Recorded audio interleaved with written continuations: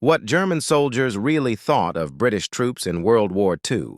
On the morning of May 27, 1940, German soldiers crouched behind wrecked vehicles and makeshift cover outside the French port of Dunkirk. Before them lay an astonishing sight. More than 300,000 British and French soldiers were trapped on the beaches, surrounded by German forces. German artillery pounded the sand. Stuka dive bombers screamed overhead. To every German soldier, this was supposed to be the end of Britain's army. But something didn't make sense. Through binoculars, German troops watched British soldiers standing waist-deep in freezing water, calmly waiting for evacuation. They did not panic. They did not scatter. When planes attacked, they ducked, then stood back up and returned to their positions, as if nothing had happened. One German officer wrote in his diary that night that he had never seen anything like it. The British were being destroyed, yet they behaved as if they were simply boarding trains for a holiday.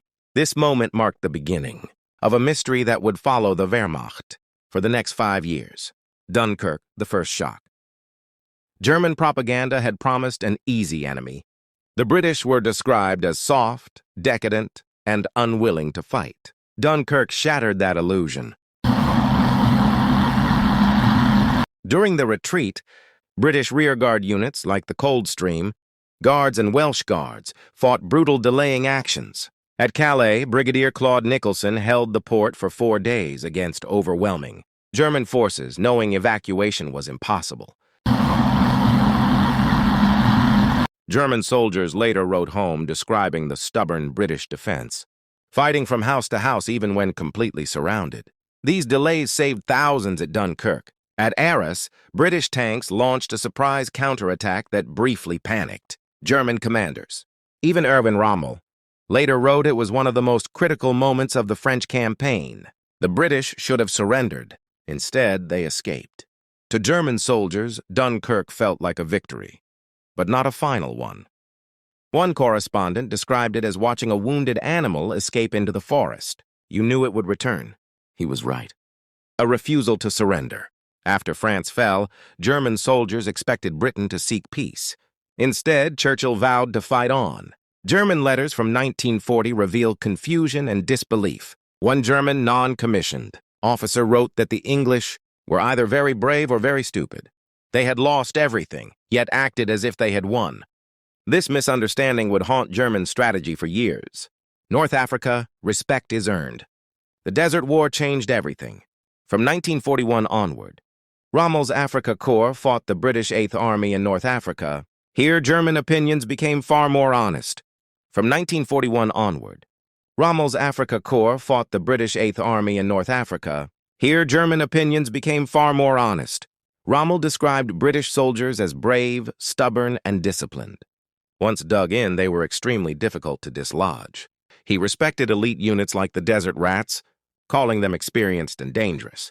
But he criticized British leadership, famously describing them as lions led by donkeys. The soldiers were courageous, the commanders too cautious. This view was shared by many German officers. Tobruk, the siege that would not end. The siege of Tobruk became legendary. British and Commonwealth troops held the port for 241 days, isolated, outnumbered, and under constant bombardment. German soldiers wrote privately that attacking Tobruk felt like assaulting a wall of bayonets. Every attack cost more than it gained. The defenders refused to surrender. German admiration grew, along with frustration.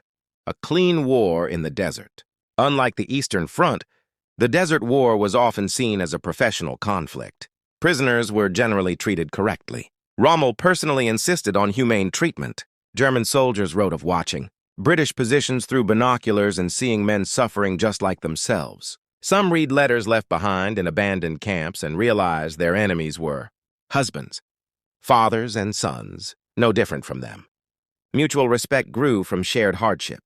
El Alamein, British power unleashed. That respect deepened at El Alamein in October 1942. Over 1,000 British guns opened fire at once. German veterans described the bombardment as the most terrifying experience of the war. British artillery seemed endless.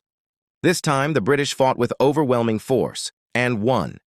German soldiers respected the professionalism of the attack, even as their army collapsed. The truth revealed at Trent Park. The most honest German opinions were captured secretly. At Trent Park, near London, British intelligence bugged the conversations of captured German generals. The prisoners believed they were speaking privately. They were wrong. The recordings revealed surprising truths. German officers described British soldiers as professional, disciplined, and resilient. They praised British artillery, logistics, and defensive strength. They admitted they had underestimated British determination. Criticism focused mostly on leadership, not the fighting men. These conversations were never meant to be heard. That is why they matter. Fear of British commandos. There was one group the Germans truly feared: British commandos. Raids across occupied Europe enraged Hitler. Small teams struck ports, airfields, and supply lines, then vanished.